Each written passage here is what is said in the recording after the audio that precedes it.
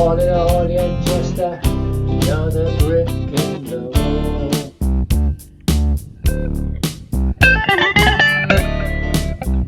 Oh, hang on, that's no good.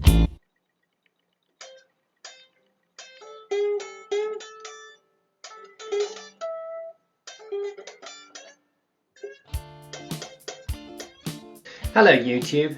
This guitar was second hand when I was given it as a Christmas present, and the frets are very badly worn in certain places, which makes things like Pink Floyd a bit difficult. Well, I've been struggling with the guitar for a little bit. If I get the action low enough, I get fret buzz, but only in certain positions. So either I don't play songs that use those positions, or I try and do something about it. Well, I was given a few gadgets for Christmas. This is a fret dressing file. This is some sort of fret measuring thing to check the level of the frets, and these are some sort of templates to make sure you don't wreck the fretboard. And I've got some frets arriving in the post any minute now, I think.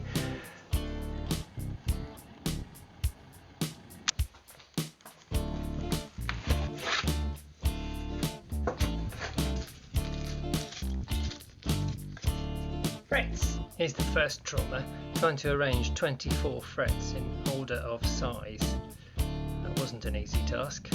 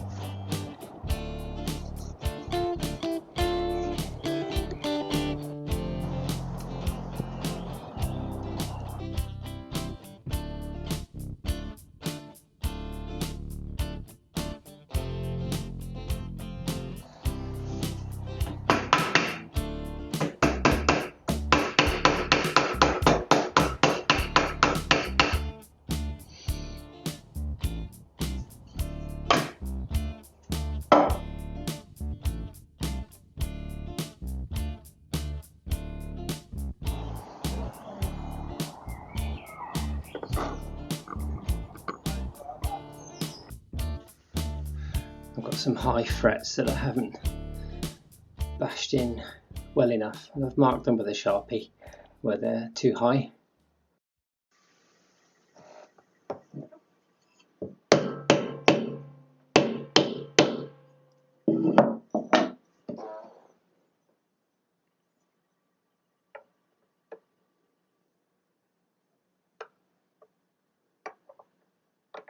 Right, that's done. Let's have a look and see what's worked and what hasn't. Right, firstly, getting the frets out, I tried to sharpen up some old pincers to make them into a fret pulling tool. It didn't work. It doesn't get sharp enough. It doesn't get underneath the frets.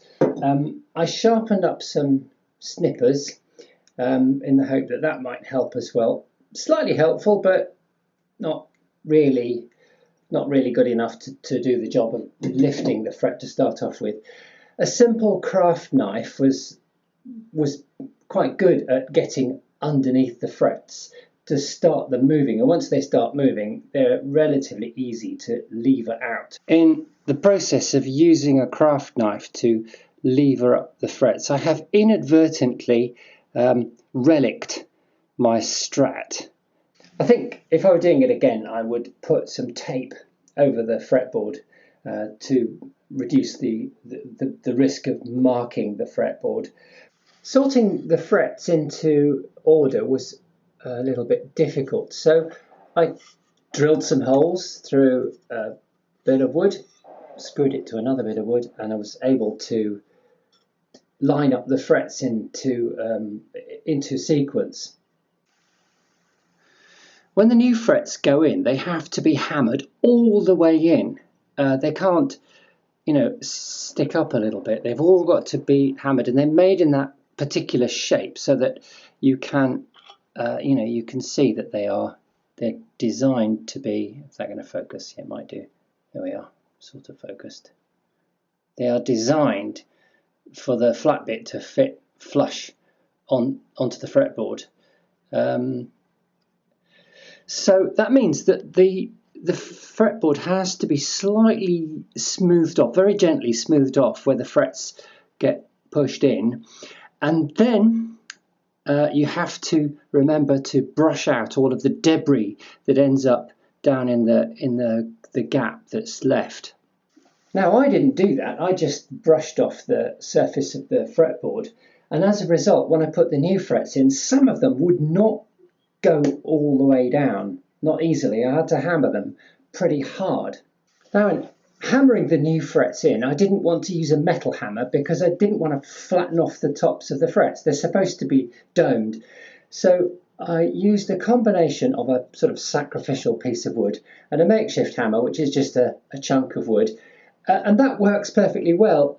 I tried making something that I could use as a fret press, which is just a piece of wood that I've cut a kind of curved notch in, and I was going to try and press the frets in with that.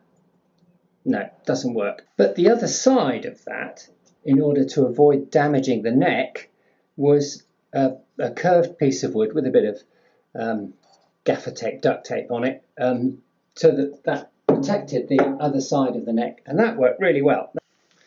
This fret dressing file works very nicely, and then some wire wool for smoothing them off at the end.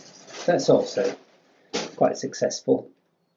Now, the really difficult part, and I think something that I need a bit of practice on, is rounding off the ends of the frets, and I don't think I've done a particularly good job on it. Yeah, that's not great, but I can have another go at that. My late father-in-law had a huge collection of metalworking tools, and in amongst the garage full of things, I found a little packet of diamond files. These little files are great for smoothing off the end of the frets, but they're also great for cutting great notches in the edge of your fretboard. It's back together. The frets are fairly level. So with that, let's just see if we can play some Gilmore.